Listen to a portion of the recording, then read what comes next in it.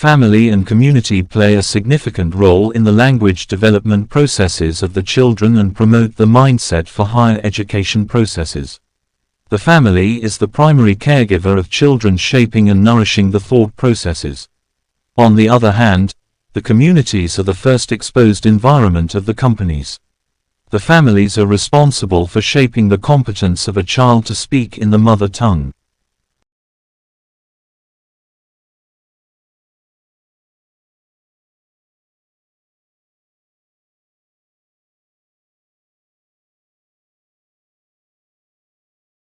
Cultivating a strong feeling of community within the learning environment.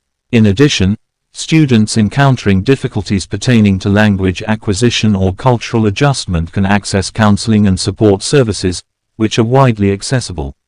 These services aim to promote the well-being and academic achievement of these students.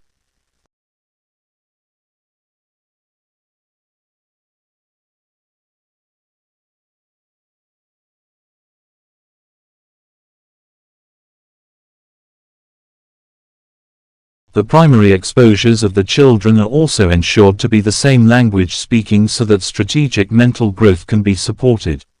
In the case of bilingual language and education, the families have the role of motivating the child for new learning processes. The development of a child's approach towards learning and the development of bilingual education is dependent on the scale to which the parents and the communities are influenced by language.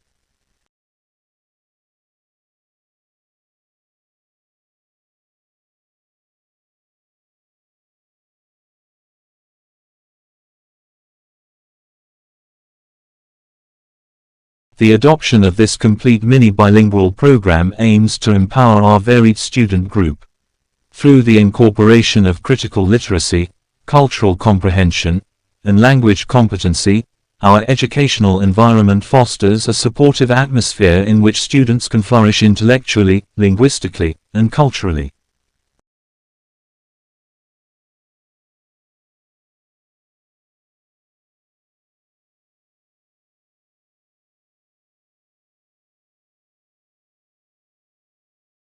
Creativity is another term that people attach word meanings to, but it can be difficult to define concisely into a single definition as the depth of understanding behind it is more complex. As thought-provokingly suggests, the lens in which creativity is viewed is always evolving depending on societal or cultural changes. Therefore, answering, "What is creativity?" may reflect what is valuable or relevant in that moment in time to the people or persons.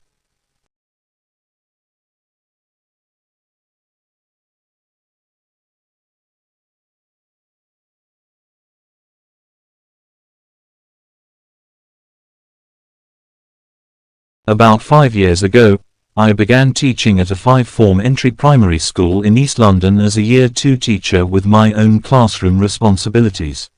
Last year, I took on the role as learning leader for Year 2, and therefore I am responsible for supporting the academic development and well-being of roughly 130 children and assisting colleagues to ensure teacher standards are met to a high degree.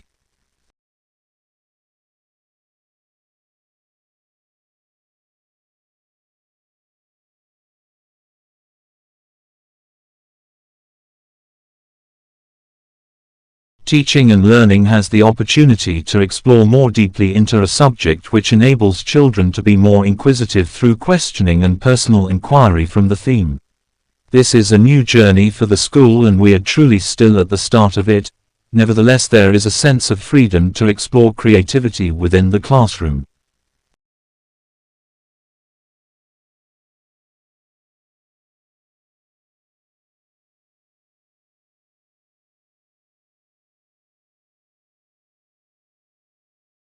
Within the past year, my school has had a change of headship, and with this change brings the use of the Essential Skills curriculum by Chris Quigley, which covers all the national curriculum subjects with exceeding skills to develop the depth of children's learning.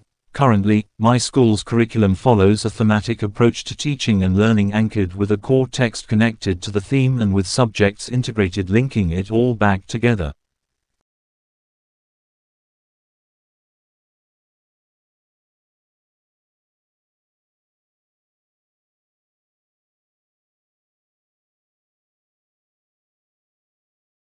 This is helpful for learners to understand so they can identify themselves as creative and imaginative beings in relation to their peers, or to simply recognize themselves as being imaginative within the creative process. Likewise, it assists educators in understanding and recognizing that imagination can be represented in ways that make sense for the learners within the developmental stage.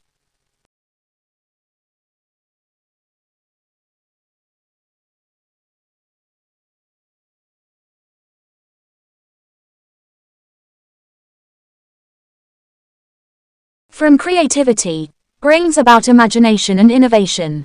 Imagination is the ability to transcend the obstacles to thinking. An important distinguishing factor that is echoed by Kraft, 2002, who suggests to be imaginative, an individual must be able to elevate above obstacles or restrictions placed on them, such as set standards, criterias or rules. This enables learners the freedom and flexibility to explore more widely an idea, thought or outcome that is original to them.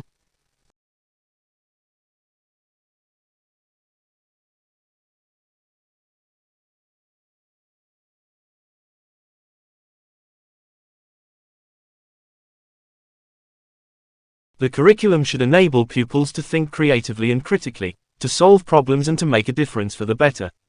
It should give them the opportunity to become creative, innovative, enterprising and capable of leadership to equip them for their future lives as workers and citizens.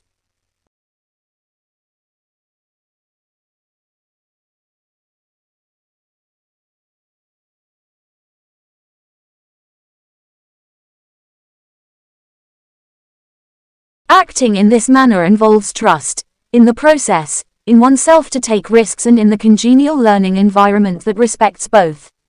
Though historically, from my learning experience, learners are often given or receiving information to acquire skills and knowledge, which consequently restricts freedom to lead learning autonomously in their own direction with their own imaginative process to make learning more meaningful.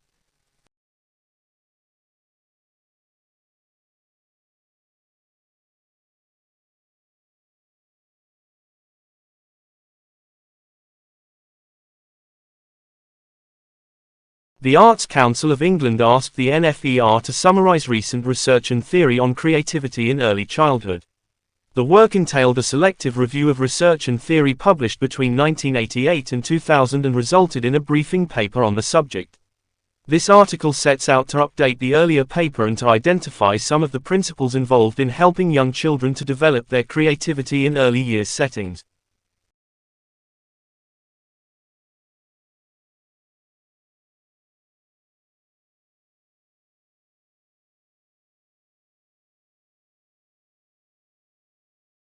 The creative process is fun, it should not be taken too seriously. Creativity may seem like a fun, self-indulgent activity to counteract the more serious work of the classroom. But the creative process presents many challenges. It requires concentration, persistence and determination to succeed. It may in fact be a frustrating and difficult process. Creativity deserves to be taken seriously.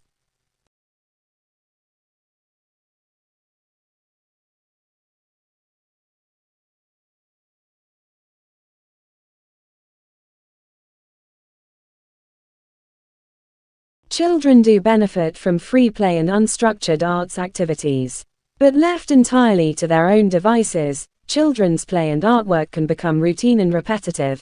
Children need stimulation and creative problems to solve. Adults can help children to develop their creative skills through play.